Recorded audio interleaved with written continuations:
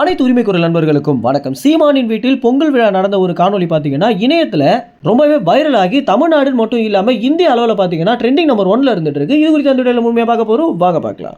கடந்த மாட்டுப் பொங்கல் அன்று நாம் தமிழ் கட்சியில் இருக்கக்கூடிய நிர்வாகிகள் மற்றும் தலைமை ஒருங்கிணைப்பாளரான சீமான் அவர்கள் பார்த்தீங்கன்னா அவருடைய குடும்பத்தோட பொங்கல் விழா கொண்டாடி இருந்தாங்க. அன்றைய தினம் எடுத்த ஒரு காணொலி அப்படின்றது இணையத்தில் ரொம்ப வைரலாக மாறி தமிழ்நாடு மட்டும் இல்லாமல் இந்திய அளவில் ரொம்பவே ட்ரெண்டாகவும் மாறி இருக்கு. இதற்கு முதல் முக்கிய காரணமே என்ன அப்படின்னா, கட்சியுடைய தலைமை ஒருங்கிணைப்பாளரான சீமான் பார்த்தீங்கன்னா அவருடைய மனைவியோடையும் அவருடைய மகனோடவும் ரொம்ப நெருக்கமாக இருக்கிறதும், அதற்கு பிறகு அவருடைய மனைவி கயல்வெளியை வெறுப்பேற்றுற மாதிரியான நடனம் ஆடி இருந்ததும் பார்க்குற அனைவருமே ரொம்ப சந்தோஷப்படக்கூடிய விஷயமாகவே இருக்கு. ஏன்னா ஒரு உச்சக்கட்ட அரசியல்வாதியாக இருக்கக்கூடியவர் இந்த மாதிரி தன்னுடைய குடும்பத்தோட நேரம் செலவிடுறாரு அப்படின்னாலே பார்க்குற அனைவருக்குமே அந்த தலைவன் மேல ஒரு மிகப்பெரிய மரியாதையே வரும் அப்படின்னு சொல்லலாம்.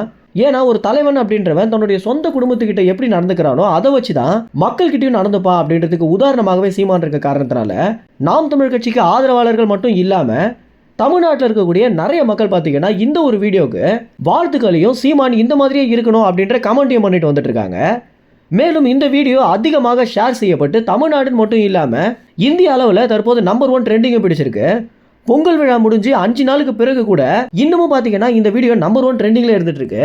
அது மட்டும் இல்லாமல் தமிழ்நாடை தாண்டி இருக்கக்கூடிய நிறைய மக்கள் யார் இந்த சீமான், எந்த கட்சியை சார்ந்தவர் அப்படின்ற கேள்வி எழுப்புறதுக்கு மக்கள் அனைவருமே சீமான் குறித்த விவரங்களை அந்த கமெண்ட்டுக்கு ரிப்ளை பண்ணுறதும் இந்த மாதிரி மாறி மாறி பார்த்தீங்கன்னா இந்திய அளவில் யார் இந்த அரசியல் தலைவர் அப்படின்ற கேள்வி எழ ஆரம்பிச்சிருக்கு.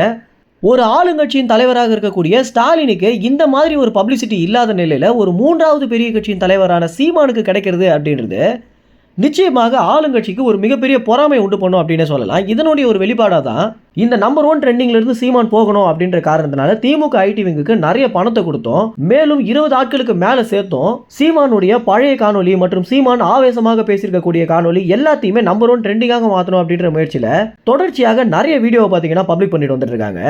ஏற்கனவே 24 தேர்தலில் சீமானுக்கு ஆதரவு அதிகமாக இருக்க நிலையில இந்த மாதிரியான விளம்பரங்கள் சீமானுக்கு மேலும் சாதகத்தை தான் விளைவிக்கும் அப்படின்ற காரணத்தினால திமுக ஐடி விங் பார்த்தீங்கன்னா இந்த மாதிரி காரியத்தில் ஈடுபட்டு வந்துட்டு இருக்காங்க. ஒரு 2 பெரிய கட்சிகள் ஒரு கட்சியை தொடர்ச்சியாக தாக்குறது அப்படின்றது வரலாற்றிலே இதான் முதல் தடவையாக பார்க்கப்படுது. ஒன்னு திமுக இல்ல அதிமுக அப்படின்றத தாண்டி தற்போது திமுக, அதிமுக, பாஜக 3 கட்சிகளுமே சேர்ந்து நாம் தமிழ் கட்சி எதிர்க்கிறாங்க.